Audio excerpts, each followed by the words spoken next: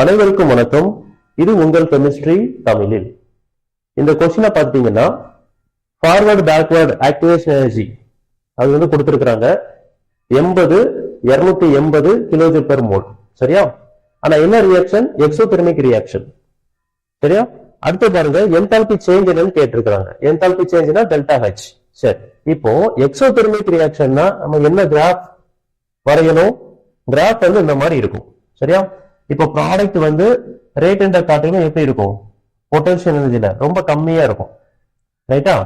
அப்போ இந்த லெவல் தான் வந்து நமக்கு என்னது? Delta H. சரியா? இந்த ரியாக்டன்ட்டுக்கும் ப்ராடக்ட்டுக்குள்ள அந்த difference, product side potential energy ரொம்ப ரியாக்டன்ட் காட்டிலும் ரொம்ப கம்மியா இருக்குது. இந்த லெவல் தான் என்னது? Delta H. சரி, இப்போ டெல்டா ஹெச் என்தால்பி கண்டுபிடிக்க என்ன formula? Activation energy forward minus activation energy backward.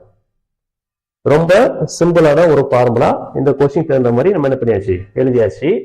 இப்ப என்ன பண்ணுங்க? இந்த வேல்யூவை அப்படியே என்ன பண்ணிக்கலாம்? சப்ஸ்டிட்யூட் பண்ணிட வேண்டியதான். இப்போ ஃபார்வர்டு எவ்வளவு கொடுத்துருக்காங்க? 80 மைனஸ் பேக்வர்டு எவ்வளவு கொடுத்துருக்காங்க? 280.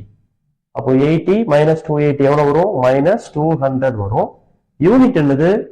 Kilo joule per mole inverse. Kilo joule mole inverse. சரியா? நமக்கு தேவையான ஆன்சர் கிடைச்சிருச்சு. இதுதான் டெல்டா ஹெச். தேங்க்யூ.